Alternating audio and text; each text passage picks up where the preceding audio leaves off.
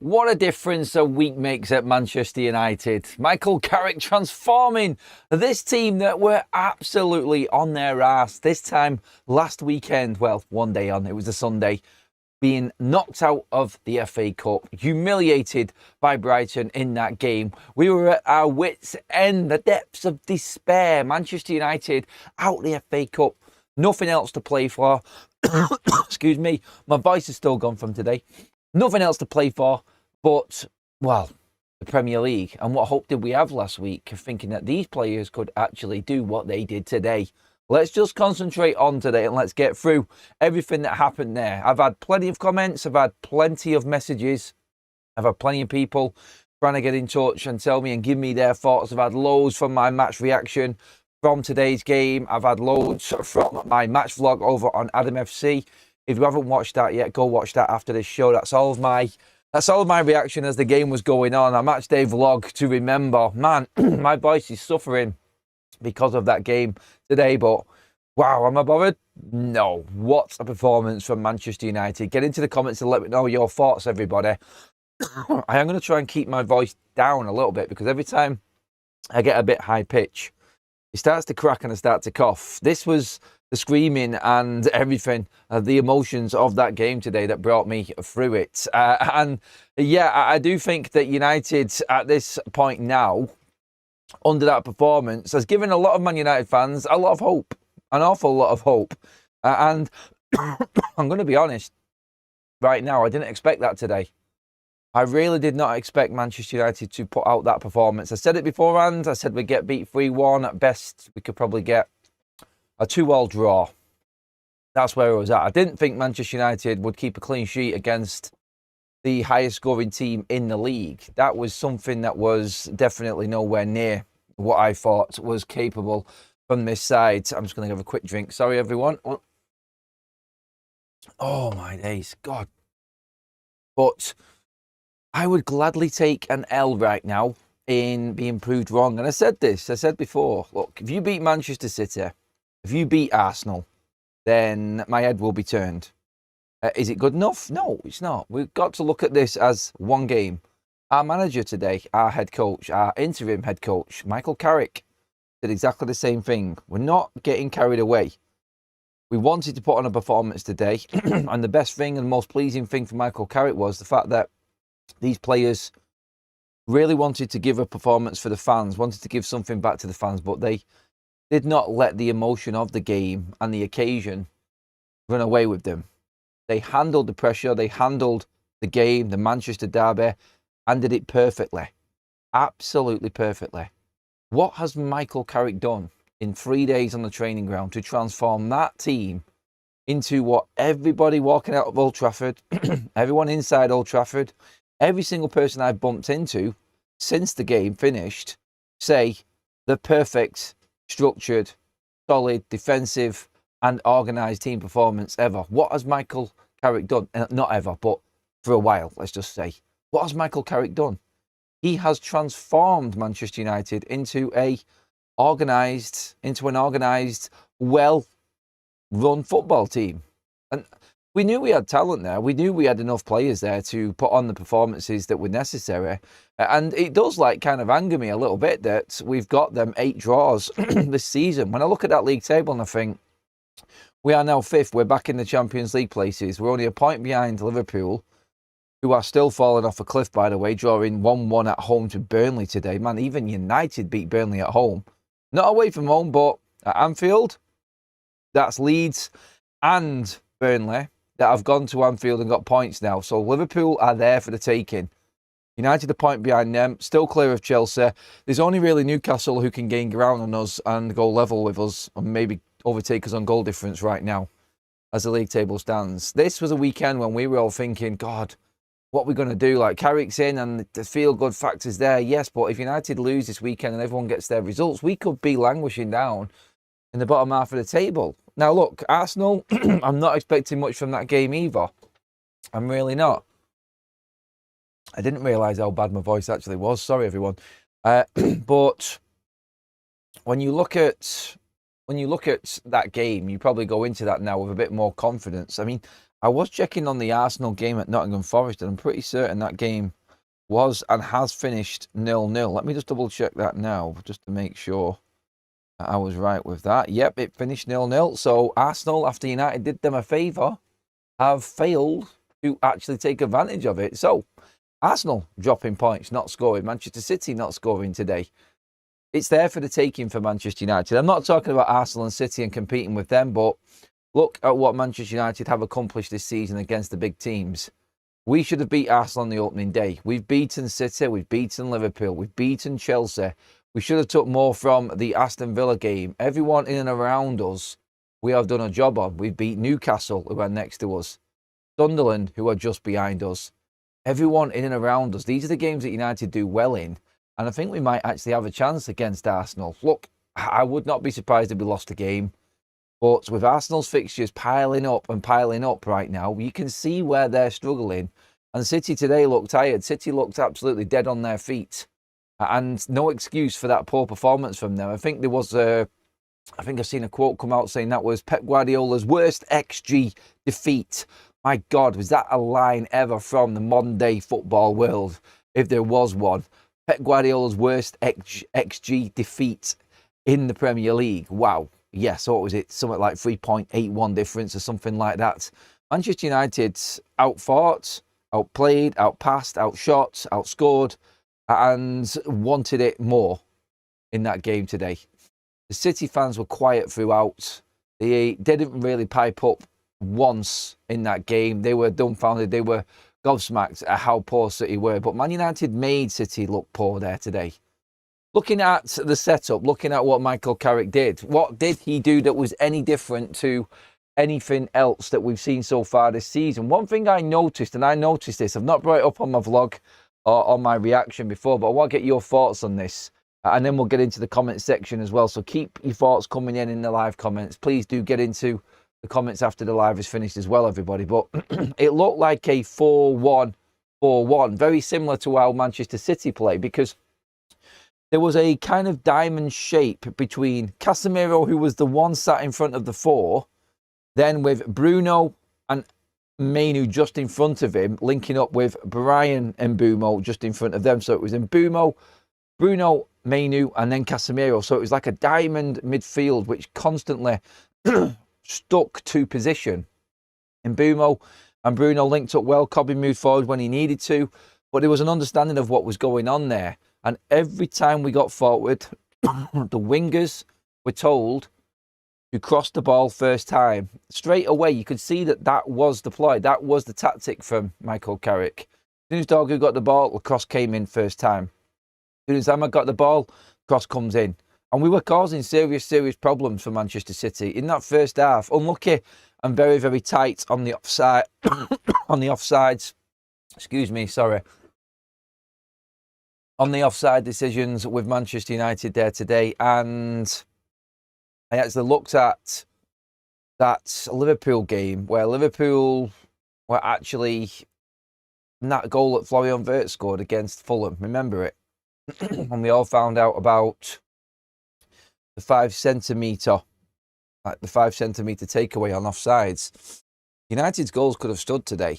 Again, it comes down to opinion. Look, that's by the by, it doesn't matter. And the fact that Manchester United weren't talking about VAR after the game shows you how much control we had in that game.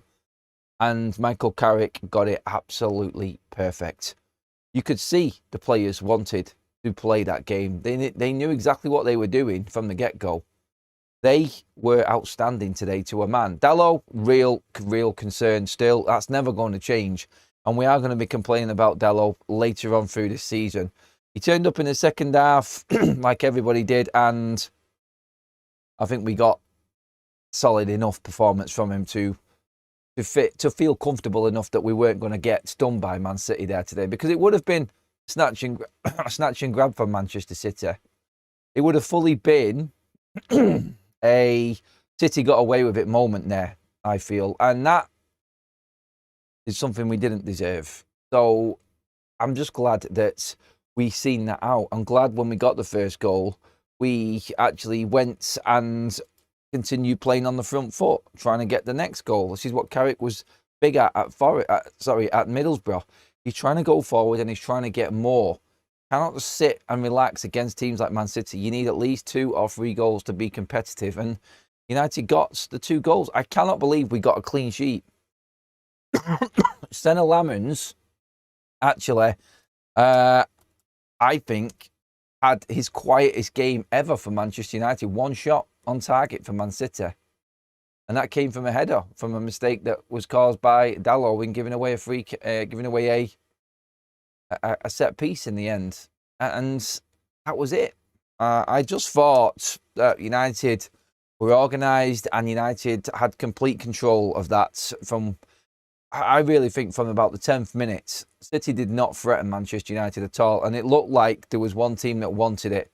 And I think even Pep afterwards said that same thing. He said, Manchester United were a better team. Congratulations to them. They won and they wanted it more than us. They were more prepared. Yes, he started to talk about the multiple game situation and things like that and tiredness, but blah-de-blah. Yes, you are in a lot of competitions. Deal with it. You've got a massive squad and you keep buying players even though you have got these 115 charges over your heads. Boo-hoo. No one cares. No one is feeling sorry for you. Arsenal dropped points today as well, like we've just said, so you've got away with it. Manchester United deserved that win. City were playing on Tuesday and had plenty of time to rest and recover before the weekend's game. So, well deserved. And I do believe that that's the word there. I said it then, believe. Like, I believe that Manchester United have got something. I've always believed that United have got something in them. I just never believed that these players would provide us with anything like that this season. I didn't. And I would like to see more of it. I will hold out, obviously. I will enjoy the weekend. I will give the team the props and the praise that they thoroughly deserve from that performance against Manchester City.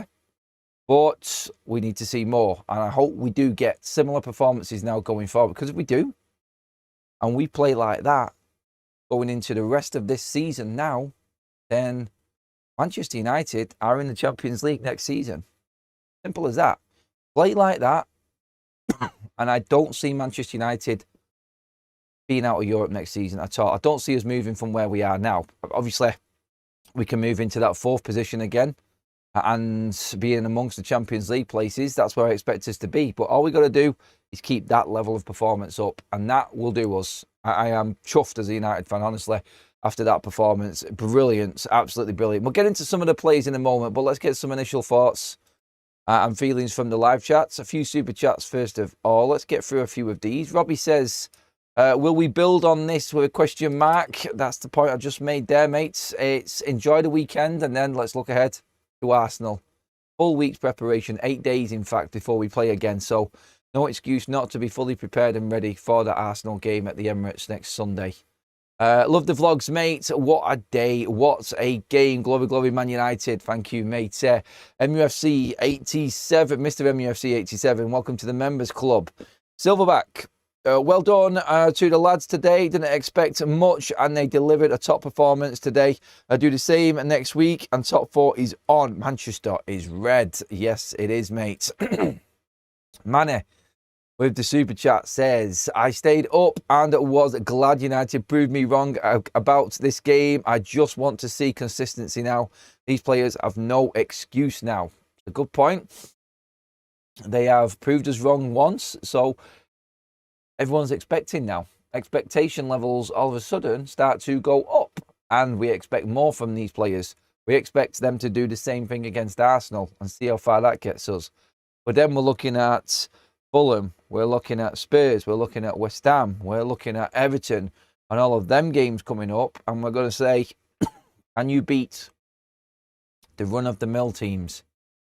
Can you beat the teams that you failed with in the first half of this season, the ones we should have won? I look at that league table and look at the 8 draws, and I think of them draws, and I'm like, how the hell?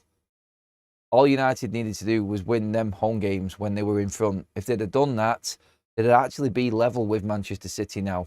If buts and maybes, and Manchester City haven't won a game in the Premier League for 5, so, and Haaland's not scoring, they could say the same thing if buts and maybes. Same with every club, really. Mr. MUFC, 9 months a member. How did that happen again? YouTube's done the same thing again, hasn't it? Members just joined and apparently he's jumped and skipped 8 months. I don't know. Carrick is at the wheel. Adam, come on, United. Yes, mates. It feels like there is a load of encouragement there, doesn't it, coming from United today? Like walking out the stadium, you felt proud again to be a Man United fan. And it felt like you had something to cling on to. So it really does. It really does actually feel like United have arrived again. And this, I think, is big. I think this is something we can look at. We'll get into what we think changed in a minute with a few more opinions. But let's finish off the super chats quickly. Robbie again says, why did we not do this for Amorim? Well, maybe Amorim wasn't getting the same tune and making it a simple instruction for these. But I got no idea, mate. Got no idea. But clearly something was wrong, Robbie, behind the scenes with Amorim and them players. So it's in the past, and unfortunately, the damage has already been done. So let's see what we can do now and see if we can build on this. It could still be a false dawn yet, mate. We've still got a lot of games to go, and these players have still got a long way to go to convince everybody in this fan base that that's going to be the norm. You need a cup of tea, Adam. I think I might have a coffee actually after this, mate. It's just a tickly one, like, because I was screaming my head off. You would have seen the videos, I'm sure. But surprised you still have a voice left, Adam. It says Ant. Yeah. A good comment now. We've seen, I don't know if you've seen it, but from the stands, Kaz has just reminded me now as well. This was something that was said from the stands. Michael Carrick has had 3 of his tactical analyst team sitting in the stands relaying messages to him. They were watching everything the Manchester City coaches were instructing their players. Now, Stephen Railsford also from the MEN talked about this, saying that Travis Binion was in the stands as well with a mic piece. The earpiece was then in the ear of I think it was forgetting the buddy coach's names now. Steve Holland, sorry. He was then relaying messages on to Michael Carrick. There was an order to it. And people were picking up on this. And a lot of the journalists in and amongst the media section and the press box were noticing there was like a relay of messages coming down from parts of Michael Carrick's coaching team to the dugout. So he had his eyes on the game at ground level and he had his eyes at the top. Look, this might be the norm and this might be the normal thing that goes on, but it wasn't happening under Amorim. It is under Michael Carrick, and United looked like they had complete control over every single situation that was developing in that game. And that, I think, is something that we could probably grab attention from as well and a bit of confidence from, because it's something that we didn't see before. It's something that we didn't actually see at all from several different coaches at Manchester United before. From what I know, because the media would have talked about it. They would have been saying what was going on. So it looks like Michael Carrick has definitely thought this through, and he knew exactly what he was going to do going into this game. So I like it. I do. I like the fact that he's got all angles covered and he's actually looking at everything possible. And when you've got that sort of setup and you've got the squad there that's necessary and what's needed, then you can pull off games and results like that. I think a lot of things aligned for us in the game today. I don't want to take anything away from the performance, but City were missing some key players in defence in particular, but you still got to beat the team in front of you. Manchester United have struggled against weakened Manchester City teams before. I said before the game, it scares me when City have a weakened side, because United never really rise to the occasion. It's like they always think that they're just going to see this game through and they've got a better chance than what they would have thought they would have had at the start. And they do then just back off. But today, no, they took full advantage of City's weakness and they played City off the park. I'm chuffed to bits. Absolutely am. Anyway, let's get into some more of your quotes. Some more of your comments. Good job today. Hope it keeps up, says Rodders. Yeah, I think that's the message from everybody.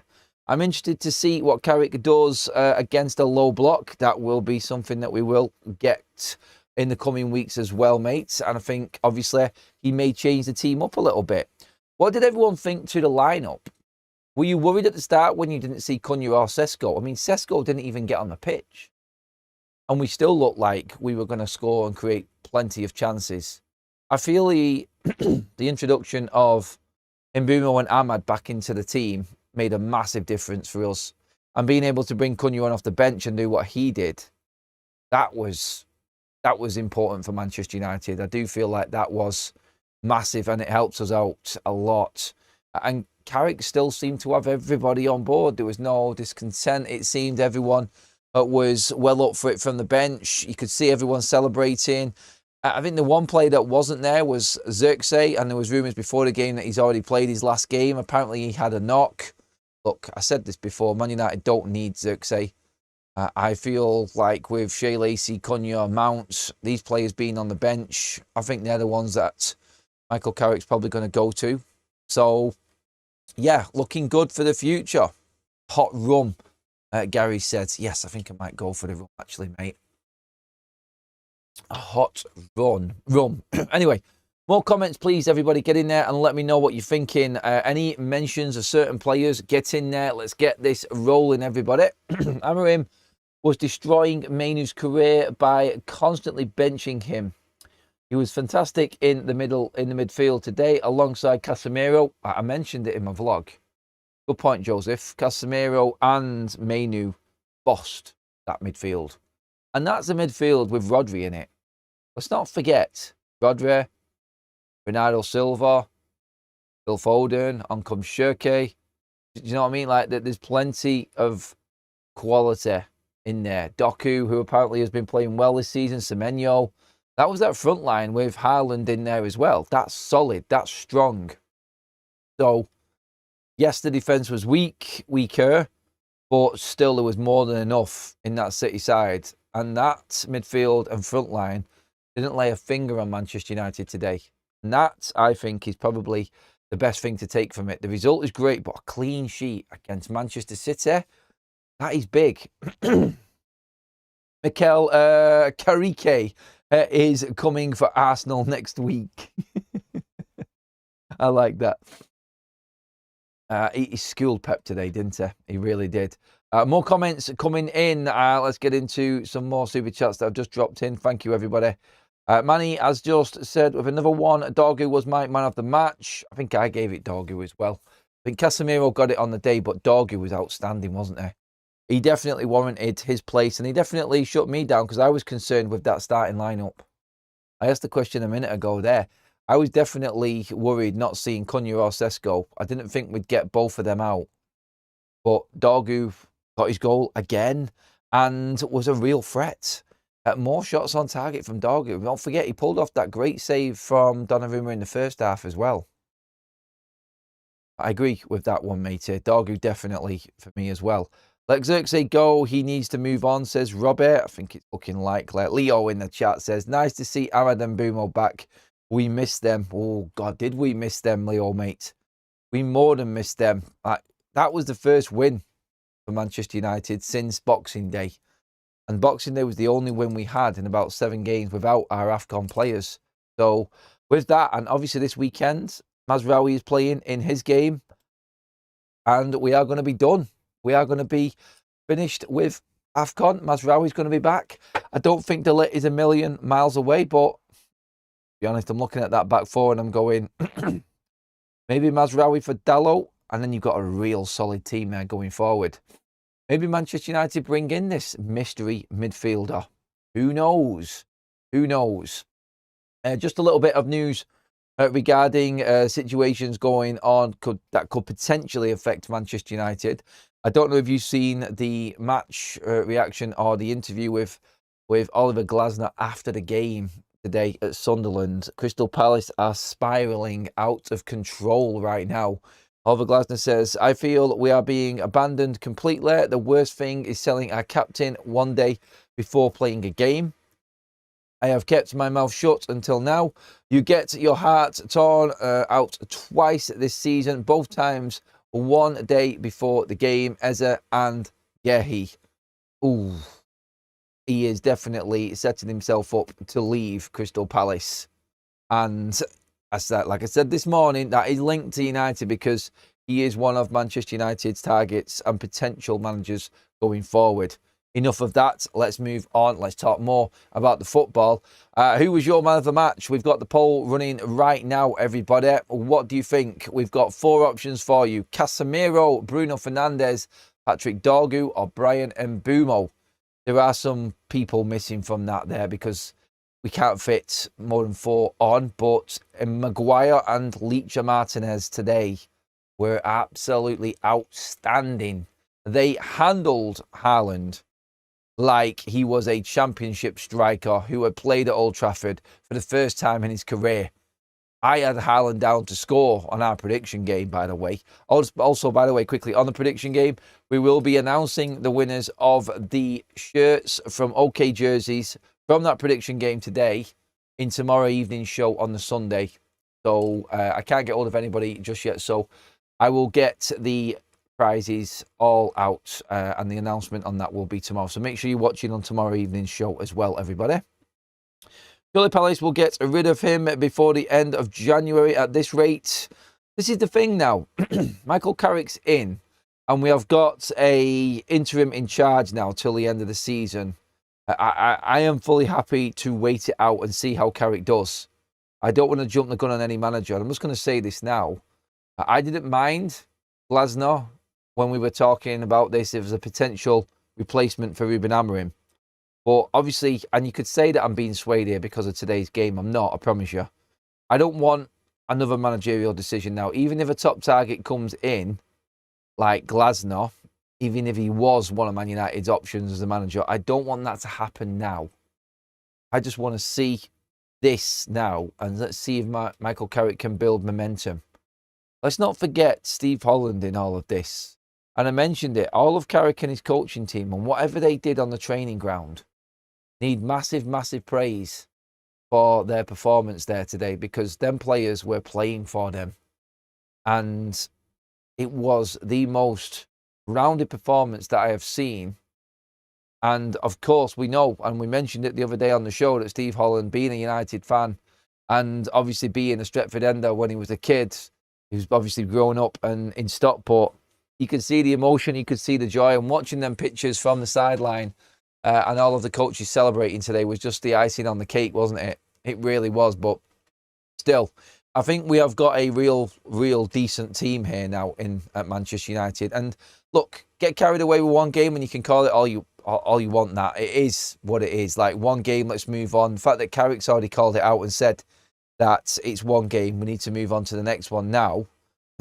So it's basically what I think now is a positive for all Manchester United fans in that we have got a team of coaches there and a coaching team that is in tune with the players that we've got. And already they know how to maximise the best out of this squad. So it's not taken weeks to adapt and learn the best of these players. I think Carrick picking Steve Holland brings that extra coaching nous. Carrick knows most of the players. Johnny Evans knows all of the players. And of course, Travis Binion is that link to the academy as well. And that extra bit of tactical nous in there also. So it's like he's put a team in to get the best out of these players that they all know collectively. And now we can move forward to the next level. Like, what's next? Can you go up against Arteta's Arsenal and surprise them and shock them? We all of a sudden have got a little bit of hope in that. And the fact that we're even talking about it, it is a massive, massive improvement. But look, looking at it from today is fantastic. And we get back down to business on Monday. We get training and we look ahead to the Arsenal game. I am going to enjoy this weekend massively. I've already had plenty of people messaging me. There's already a lot of unhappy Manchester City fans. I've watched a lot and listened to quite a lot on the radio as well. And there are plenty of teams for a change, not United, that are in meltdown at the moment. You only have to look at City not winning in 5, Liverpool in their position right now. Obviously, Newcastle are hit and miss. And you're looking at the likes of Spurs down the bottom end of the table as well. Wow, what a horrible result that was for them today. There is an awful lot going on in this Premier League. And now that we've got a team in and a coach in that knows already how to get the best out of this team, we've got 16 more games to go. and we need about 65 points. We need 30 points from them 16 games. Can we get it done? That gets us in the top 5, and that gets us Champions League football. Never mind European football, Europa League, Thursday nights and all of that. Back in the big time, and the landscape of this football club changes. We've seen today that United have got it in them to do it. Now let's do it against the smaller teams. That's the next challenge, like it has said.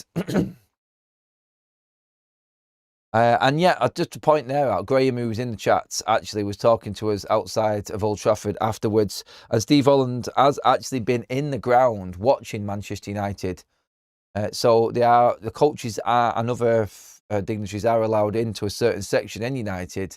And them seats are left for people like that coming and watching. Like, obviously, opposition coaches can come and watch and things like this. And Steve Holland has been there quite a lot. So, like we said, he is a massive Manchester United fan. And I think what you've got there is an understanding also of what it is to be at Manchester United and what's expected. And I'm sure that he would have helped Michael Carrick this week in getting that message across to the players. So, once again, looking good on that side of it and looking good going forward for United. Any mentions on any other players? There's a lot of talk on Bruno Fernandes as well. Bruno was excellent today. Absolutely superb today. Kept things simple. The odd stray ball here and there, as you'd expect. But I thought his decision-making was bang on the money today. Very unlucky with that goal that he scored. Very calm and composed. I didn't really... there was a bit of a mess-up between him and Mbumo for that chance when we won the ball back high, when City were trying to pass out.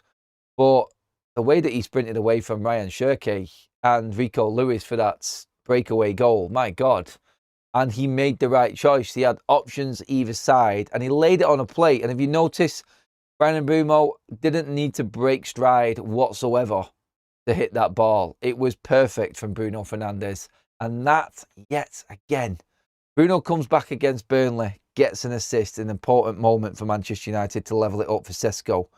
He gets the corner assist for Sesko that gives us a chance in the Brighton game. And again, he's there today. Another assist for Bruno Fernandes. These are proper assists and very creative ones as well. Not your crap lay it off and he smacks the ball from 25-yard assist. The right decisions, playing Bruno in the right area of the pitch makes a massive difference. And him with the support of Kobe and being in and around Bryan Mbeumo and that link has given Man United another option in that number 9 role there really now when you look at it. I think that's something that we could take as a big positive from there. Brilliance today. So, big shout out for Bruno. I could tolerate Bruno if he played like that more often, says Carl. That tells you everything you need to know. Carl there, who is obviously Bruno's biggest critic. If he plays like that, bring it on. Bring it on. But it does look like a lot of them players' qualities were harnessed in that performance by Carrick and his team today. And that's a real positive to take, I think. So, yeah. Brilliant from Bruno. Casemiro today stepped up. And he stepped up. Man, he made some crunching tackles. He made some absolute belters there today. And it was the Casemiro of old again. He has been poor recently, Casemiro. And deserved to be out of the side. And he stepped up yet again. And proved that he is still a player. And I'm chuffed for him. I am. In that big moment, we needed our big players, and thankfully Bruno and Casemiro stood up alongside Harry Maguire, first game back. And Michael Carrick was talking off away from the cameras, but he was talking on interviews, and I think he was saying that Maguire was rushed back for this game, and it's been a lot of work for him to get back into the Man United side. My God, did him and Leacher handle Haaland today perfectly? Welcome back, Harry Maguire. I tell you what, we had senior players in that team today through the spine of it, and it made a massive difference.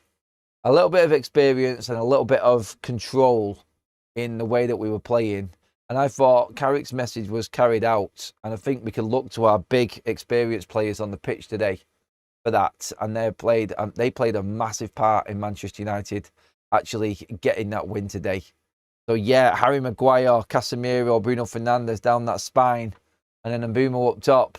But so too, it was great having the width that we did and the energy we had in Patrick Dorgu and Ahmad as well. Them two were outstanding out wide.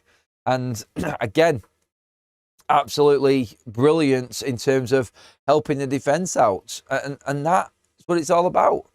I think I remember hearing, was it Wayne Rooney actually speaking after the game on the BBC? And he was talking about the wingers getting back and helping out their fullbacks, then bombing forward to support the forwards. Like both Ahmad and Dorgu were part of that 4-on-2 breakaway, which absolutely dissected Manchester City for the first goal. Watch it back and look how Manchester United's wingers just completely leave the City midfield for dead. Carrick got it bang on the money today. Absolutely spot on with his team selection. I didn't think at the start that it would come out like that, but look, I will take the L on that all day long. Keep proving me wrong. And well done, Dorgu, as well. The kid is getting better. He is. And I don't think we can ignore him. I think he is going to be a real weapon for us. I think Carrick is going to continue to use him. And if he continues to use him the way he is, once again, you're looking at Joshua Zirkzee not being required. And Zirkzee can go. I think United could loan him out and send him away and get some value somewhere else and make even more money in the summer. Dorgu playing further forward is definitely turning to be a bit of a weapon for Manchester United. And his finishing, wow, the anticipation, the way that he left Rico Lewis for that goal, brilliant. His crosses, his efforts, everything at the moment. And he is getting he's getting assists and he's getting goals now. So that there, you have to say, again, is a massive plus point for Man United going forward. Daz with the super chat says, I'm done with Keane after saying Sir Alex, the Godfather, hanging around like a bad smell. Do one. Keano. He's always going to have an opinion. He's Roy Keane, isn't he, mate? Thank you, everybody, for all the likes. We're almost at 300 live likes as well. Absolutely love that. Let's get some more comments in. First time I've enjoyed watching United in 2 years. Wow, that is big. And Carrick's way of playing will suit Dorgu, says Greg. I agree, actually, mate. It does look like he's thriving in that position out wide. And let's not forget, his coach also said something similar in him playing high, but he said he played better on the right-hand side. Well, Dorgu was on the left today. So, again, still as effective. That versatility in either side, especially in the front line when we need another option, going to come in very handy for us going forward. When Maguire was injured, we did miss him greatly. Without him, we are conceding many goals. That from Joseph. DJ Dark says, Amorim played our best players out of position. Carrick has put them where they love to play, and you could see it on the pitch. Sesko needs to step up another level. I mean, I'm not having a go at Sesko here because he's been the man that's scoring the goals for us recently. 3 in his last 2. So him being dropped today was the biggest surprise of all. But Sesko got dropped, Cunha got dropped, and Man United played what we thought was a fullback as a winger, and we got our best performance of the season. Who'd have thought? It's crazy, isn't it, football? But Carrick's seen something this week, and he utilised it, and he absolutely schooled Manchester City and Pep with it. So big props to Michael Carrick for that one. I know counter-attacking football isn't fashionable, but I love the relay team type goals, says Glenn. That was good, though. That was a breath of fresh air, that goal. It was. And we definitely have missed that fast-flowing, attacking, fluid football. I think we were dining out on a real treat there today, I think, Man United fans. And I don't think there was anyone in that stadium that could see that coming. But I'll tell you what, everyone was loving it. Everyone was loving it, including myself. I was blown away today. Look, my voice is just about clinging on, so I'm going to rest it up. I'm going to go and relax for a bit. I'm going to go and put my feet up, watch some more highlights, and then come back, hopefully, fit as a fiddle, ready in the morning. And I'm just going to enjoy my night. Hopefully you will do too, everybody. Thank you so much for joining us again for an extra show this evening. I know it's not our normal time slots, but I thought, you know what, let's go and speak to everybody and see how everyone's feeling after that. Let's continue the vibes for the weekend before we get back to business this week, everyone. But thank you so much for being with us this evening. I'm going to go rest now, and I'll see you all tomorrow morning for the early morning show. Thank you for all the likes. Thank you for the super chats. Thank you, mods, again. Have a great evening, everybody. And just remember one thing. Manchester is and always will be